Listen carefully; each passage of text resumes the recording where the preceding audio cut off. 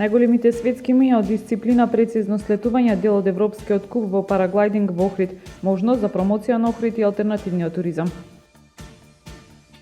Екофаб 2 години во служба на Охрид реализирани бројни еколошки акции на пристапни и непристапни терени, најавено действување на вода. Во сабота голема еколошка акција за чистење на дното на Охридското езеро од цврст отпад. Во акцијата се очекува да се вклучат околу 80 нуркачи од нашата држава Србија и Хрватска. Мазутот од Нокеска на полнок поевтинува за 1 денар за килограм, а цените на останатите горива остануваат исти, одлучи денеска Регулаторната комисија за енергетика и водни услуги.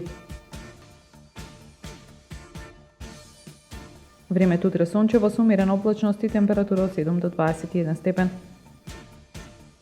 Следевте една минута вести на Охрид Нјуз.